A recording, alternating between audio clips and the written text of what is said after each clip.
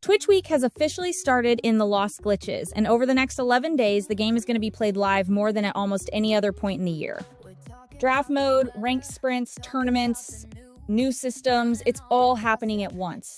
And that makes this week incredibly valuable if you know how to use it. Because Twitch Week isn't about watching more content. It's about watching better. When games are played live, there are no edits, no rewinds, no carefully curated highlight reels. You see hesitation, you see uncertainty.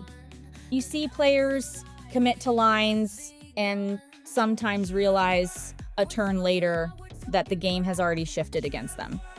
That's the part most players never get to see. The biggest mistake people make during Twitch Week is focusing only on outcomes. Who won, what deck won, what went undefeated, that information is shallow. It doesn't stick, and it doesn't transfer well to your own games. Instead, Twitch Week is about observing decision-making under pressure. Start by watching the early turns closely. Opening decisions matter more than most players realize. Watch how long experienced players pause before committing resources. Pay attention to what they don't play. These moments often decide games long before anything flashy happens. Another key thing to watch is restraint. Strong players are comfortable passing with resources unused, not because they can't act, but because acting is worse than waiting. Twitch Week makes this visible in a way guides rarely do. Live play also exposes recovery. Misplays happen, bad drafts happen, bad draws happen. What separates strong players from average ones is not avoiding mistakes, it's how they respond after them. Twitch Week shows you recovery in real time, without anything edited out.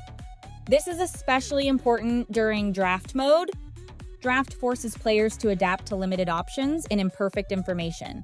Watching draft runs live shows how players value flexibility, when they pivot, and when they commit to a direction. Don't focus only on the final record, focus on the decisions that led there. Tournament play adds another layer. When you watch matches from the Trials tournament later this week, you'll notice a shift. Players take fewer risks, they prioritize consistency, they choose safer lines. Tournament pressure changes what correct play looks like, and Twitch Week lets you see that contrast clearly.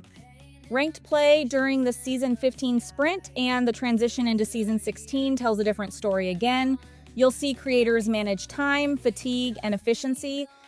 These are skills players rarely talk about, but they matter if you want to climb without burning out.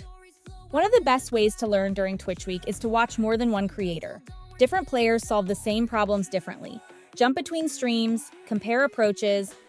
That contrast helps you recognize patterns instead of memorizing plays.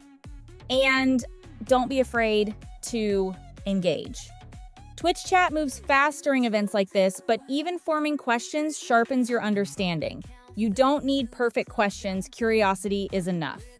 Over the next 11 days, I'll be posting daily YouTube videos breaking down what Twitch Week is actually teaching us, from draft decisions, to system changes, to tournament pressure, to ranked play during season sprints.